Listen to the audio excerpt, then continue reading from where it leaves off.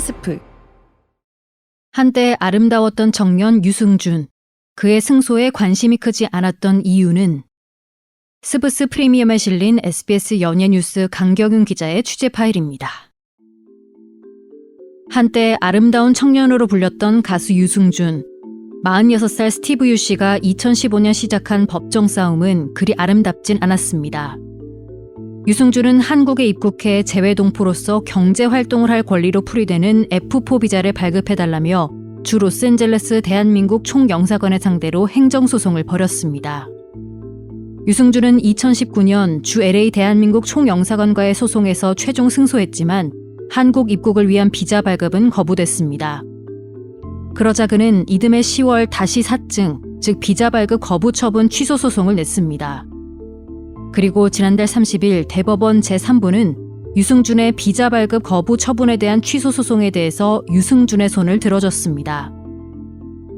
선고 당일 병역 면탈 행위로 막혔던 유승준의 한국길이 무려 22년 만에 열릴 것인가를 예측하는 기사들이 쏟아졌습니다. 유승준도 기사 사진을 캡처해서 자신의 SNS에 올리며 자축했습니다. 이 판결에 대해서 유승준은 무엇을 말하고 싶은 거였을까요? 그 시절 유승준의 인기는 신드롬에 가까웠습니다.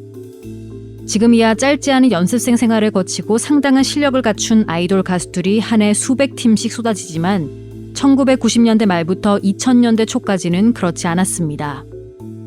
유승준은 중학교 1학년 때 이민을 가서 어린 시절을 보내고 가수의 꿈을 안고 한국으로 건너와서 만 20살에 솔로 가수로 데뷔했습니다. 당시 유승준은 미국 교포 특유의 분위기를 풍기면서도 짧게 자른 헤어스타일과 패션으로 단정한 이미지를 강조했기에 대중에게 매우 신선하게 다가왔습니다. 여기에 가위, 나나나, 열정 등 히트곡들을 연이어 발매하고 댄스와 라이브 실력을 뽐냈습니다. 그는 H.O.T, 잭스키스 등 1세대 아이돌들과 견줄만한 솔로 가수로서의 인기를 자랑했습니다. 특히 바른생활 이미지는 대중이 열광할 만한 인기 포인트였습니다. 당시 미디어에선 반항기 어린 X세대의 일탈을 자주 조명했었는데 유승준은 미디어에 비친 X세대와 딱 반대되는 이미지였습니다. 일례로 유승준은 담배를 끊었다며 금연 홍보대사로 나서기도 했습니다. 당시 그는 흔한 안티팬조차 찾아보기 힘들 정도로 이미지가 좋았는데요. 이를 바탕으로 유승준은 CF를 10개 넘게 찍고 음반 회사와 37억 원의 전속 계약을 체결하는 등 탑스타로서 종횡무진 활약했습니다. 유승준이 입국을 위한 소송 과정에서 주장한 바를 요약하자면 범법자 취급하는 게 부당하다였습니다. 유승준은 한 방송과의 인터뷰에서 제가 범법을 저지른 건 아니잖아요.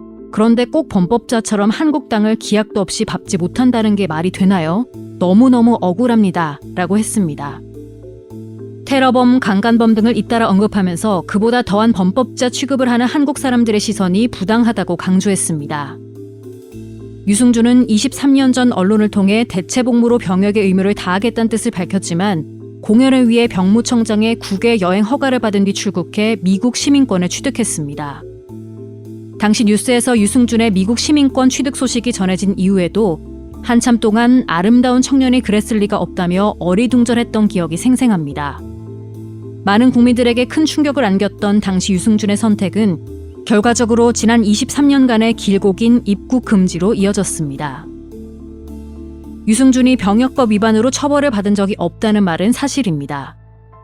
이건 그가 죄를 짓지 않았기 때문이 아니라 유승준이 한국 국적을 버리고 미국 시민권자가 됐기 때문에 병역법 위반으로 처벌할 수 있는 우리 당국의 권한이 사라졌다는 걸 의미합니다. 지난 소송 과정에서 유승준의 병역 의무 면탈 행위는 고의성이 충분하다고 인정됐습니다.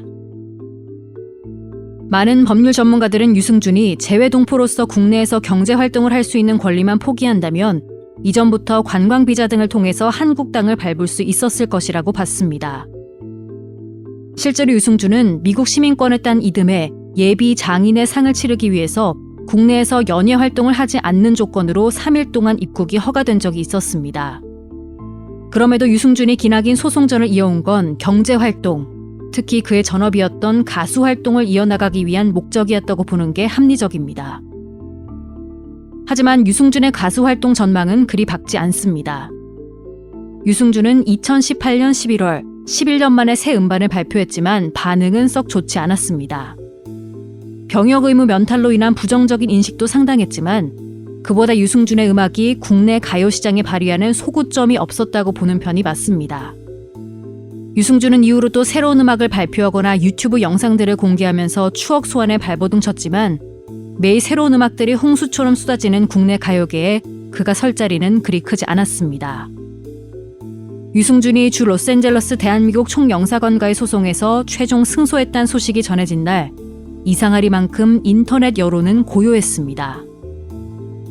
유승준의 국내 입국 허가 여부에 대한 찬반은 인터넷에서 툭하면 벌어지던 논쟁의 단골 소재였지만 2023년도 저물어가는 시점에 유승준의 입국에 대한 반대 목소리도 환영한다는 반응도 크게 눈에 띄지 않았습니다.